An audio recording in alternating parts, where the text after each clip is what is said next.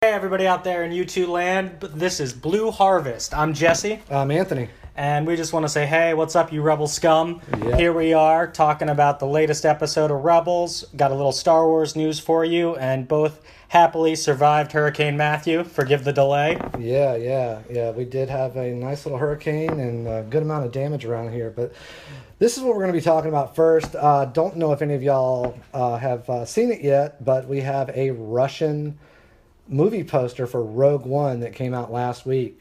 Wow, do I like this poster. This poster...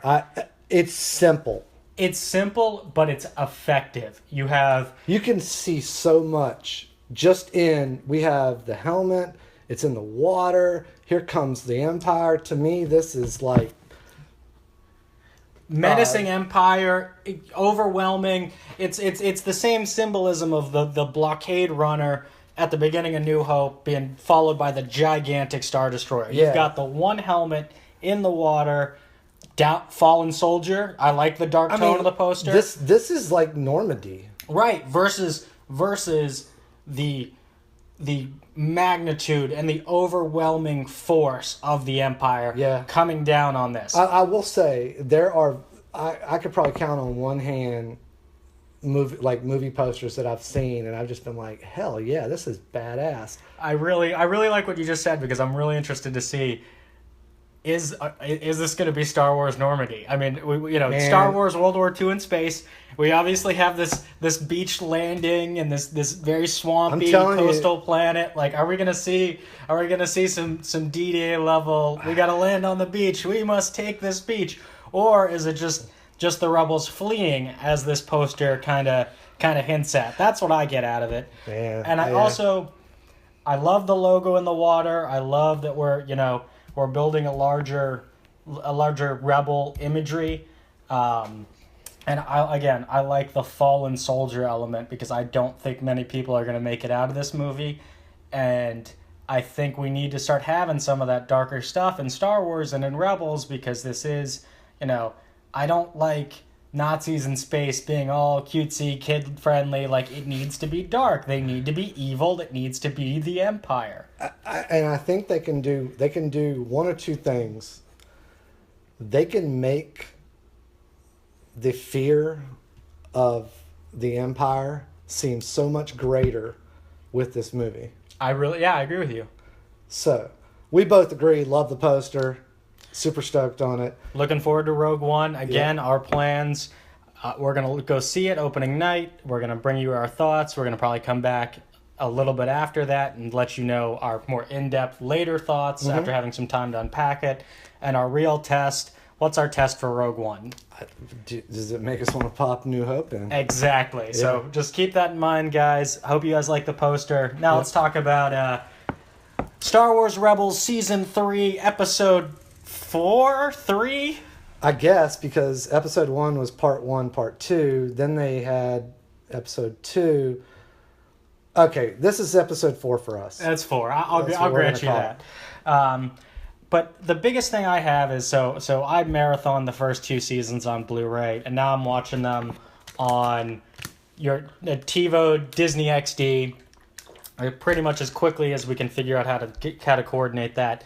And I got to tell you, man, those Disney XD commercials and cutaways, they great, man. They hurt. Like, the Blu-rays are so crisp. They're brutal. Yeah, I'm gonna pick up some power converters from the Tashi station. Yeah. Every commercial break opens with that, but it's not Luke saying it. It's some whiny little snot-nosed kid on his bunk beds. Right, yeah. The bad thing is you're sitting there and you're watching it, and right before it cuts away, you've got Darth Maul doing something sinister, or you've got, a TIE fighter pilot getting shot and exploded, and then it goes to, Teletubbies and... Oh, my, not even, man. I'm the commercials hurt. Even fast-forwarding them hurt. And the other side of it that I really just dislike...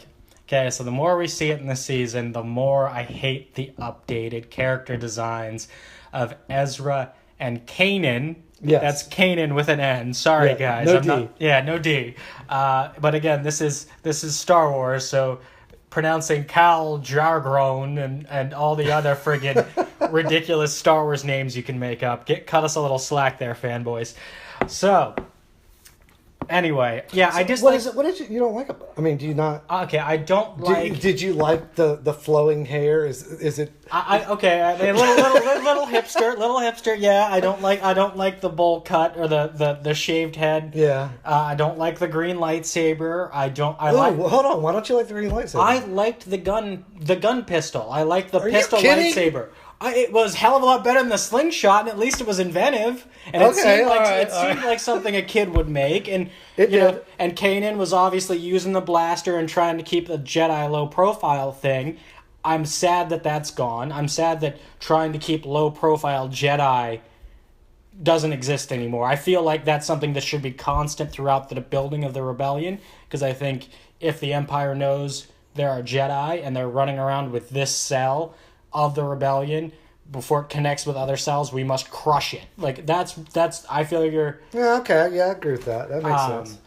The next piece is golly, do I hate that helmet. Why in the world are you wearing like a front mask of a helmet with painted closed eyes on it? Yeah, I think it would be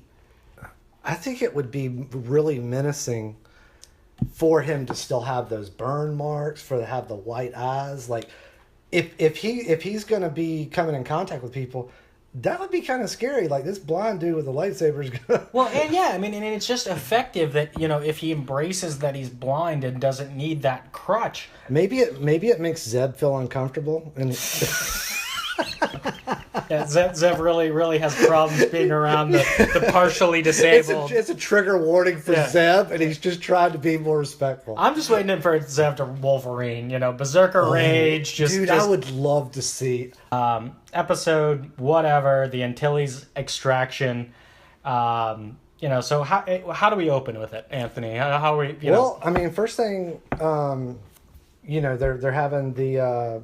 Sky Striker pilots, they're testing each other, they're training and stuff like that, and right off the bat, the Rebel Alliance they lose 5 or 6 ships. Yeah, 5 or 6 A-wings. It's really interesting that when they do take characters out, it's always they don't have eyes. Yeah, and they're dehumanizing. Yeah, they're dehumanizing them. So there's less weight to it. Right. But yeah, I mean, I just think there's such a back and forth on the equipment for the Rebels and what ships they have. Last episode earlier in the season we were rescuing Y-wings, and now we are, losing A-wings left, right, and center.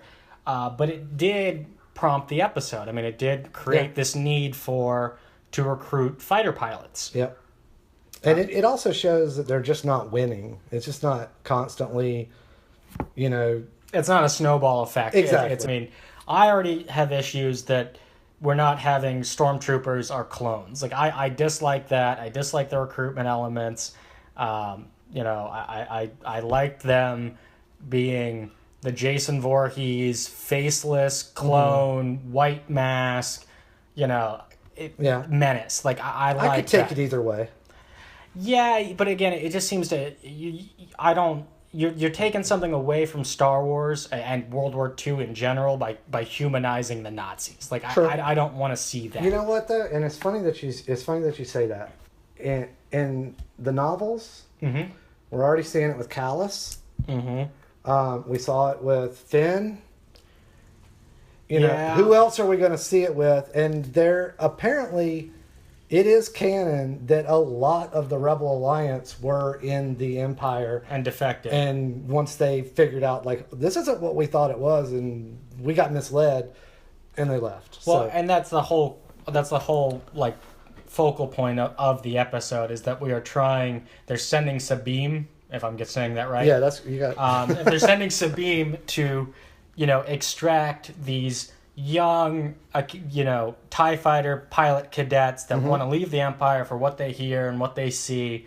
And so, we really get this episode. It opens with these loss of fighters. They call it, Sky Striker pilots, which I absolutely, just like my ears pricked up because, my love of all things 80s and the frigging G.I. Joe Sky Striker. I was just like, okay, we got a pilot episode. For those that not in the know, the Sky Striker was the the main jet for GI Joe, and like they're just the See, I didn't really watch the cartoon. they're the F-15. It's the Okay. fighter jet of that universe, and we're doing an episode where we're talking about fighter pilots. It's A-wings open, and they have to know what they're saying when they make that little in joke or that nod. Oh, I'm sure. Yeah. So we got Sabine going in, breaking in, undercover. You know, she's a good pilot. You know, doesn't have a high Did you profile. notice that she her hair wasn't purple? Yeah, obviously. I mean, if you're going into the rebellion, you know, cut your hair, make sure you fit in, no man buns, you know, that kind of thing. You're not going to get a corporate job with a man bun, guys. You're going to be a phenomenal chef or someone's personal assistant, but just you'd be a manager at Starbucks. Yeah, just know that if you have a man bun, chances are your hipster cred You're probably going to secure. get laid a lot, but you're probably not going to like go anywhere with it. Yeah, your career is going to be limited by your hair, guys. Sorry.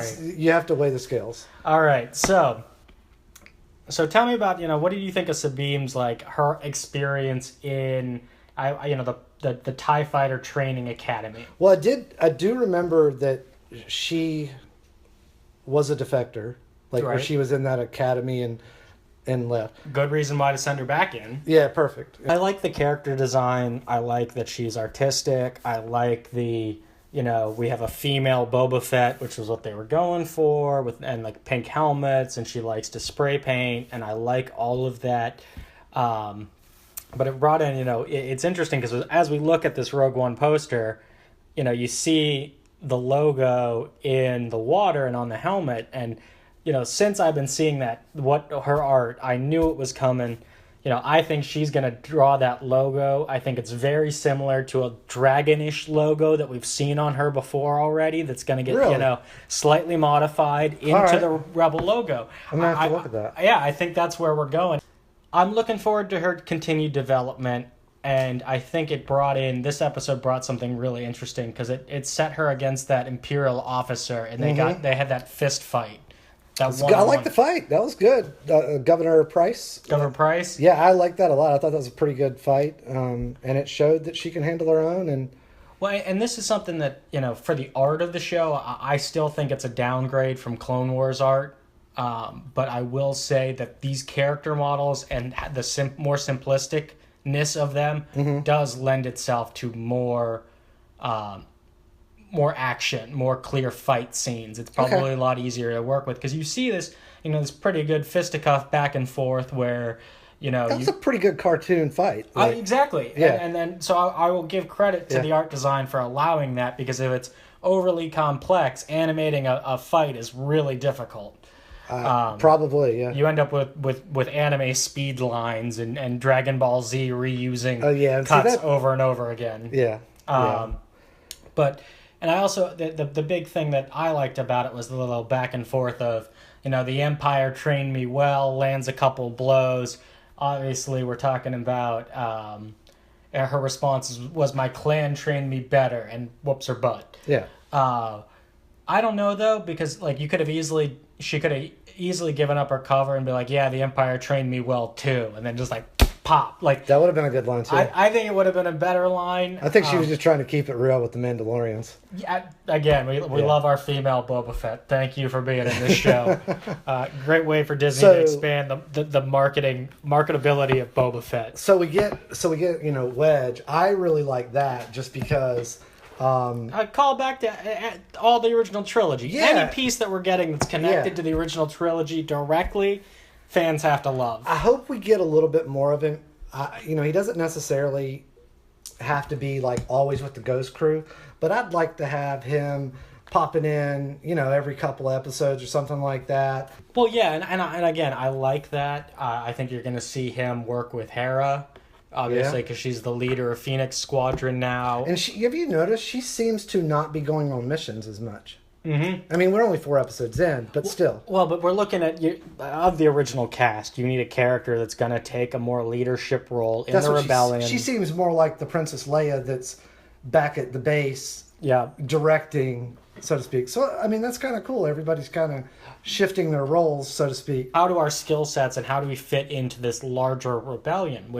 Well, it makes sense. I mean, her lineage, and I I'll have to put it in later. I cannot think of his name right now, but her father was in Revenge of the Sith. He was in an episode of Rebels. Like, Oh, okay. but anyway, like he hunted Vader. Right. Like this dude is pivotal to the rebellion. So she probably has that just built in her DNA that she's a leader type person. What else did you like about the episode? I mean, we touched on. I mean, happy to see Wedge. We like Kallus. Kallus. Why did you like Kallus? I mean, I've liked Kallus since the very first time I saw him. To me, I don't know if it was just like his cold, calculated self and the pork chops, sideburn things. I just thought he was a badass character. I liked him a lot, and I loved the episode with him and Zeb. You know, their dynamic throughout this first season, and I don't know if that was into the second season because it's somewhat blurred together. I think it was second.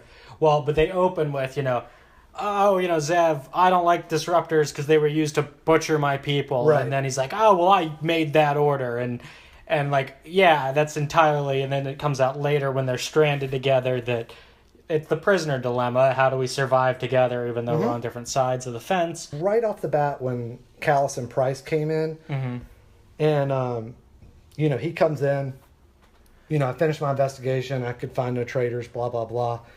And Price is more of the, cold to the point, well, maybe we need to send him into space and start working. And he kind of had this weird look. And I thought, He's the, yeah, I mean, he's... I wondered if he did not really go do a proper investigation, or maybe he did his investigation, figured out what he knew, and just didn't tell her. Well, you got to wonder what his... I mean, he's obviously going to have a shift in loyalty. He's obviously, he's trying to show him as a conflicted guy. Yeah, but he's going to... I think there's going to be more.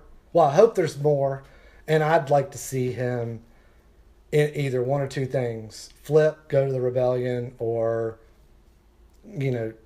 fall on the sword and save somebody one day. I like the fall on the sword thing. Yeah. I'd like to see him do what's right and put aside his tribalism, his I'm the Empire, you're the rebellion, but just do something and start being that character who has a moral center and is... All right, well, so we both kind of hope to see more Wedge. Yeah. We like to see the expanded roles and bringing in Lando. And you like Kallus too, right? I do like Kallus's character development. I like it a lot. I thought he was competent and effective. He's not the bumbling villain. He's not the, he's not on Vader's radar. He's not getting force choked for being incompetent. Like I like that. And that's always a good thing. Exactly. But yeah, so anyway, these are our thoughts on all in Rebels. all, I liked the episode. There wasn't really anything that I kind of thought like, what, Yeah, I agree with you. One thing, one more last little thing that just popped into my head I forgot to mention earlier. When the A-Wing pilots were getting shot down, those helmets, those different elongated helmets, not the ones that the X-Wing pilots had, I noticed that guy had one that had all kinds of smudges and stuff on it. So that's just kind of one of those things. Exactly. I like that. Yeah. Well, anyway, guys, this has been Anthony and Jesse with Blue Harvest. You Rebel scum out there, thank you for listening. Let us know your thoughts and comments in the comments below. And may the Force be with you. Yep. Don't forget, like, subscribe, and share.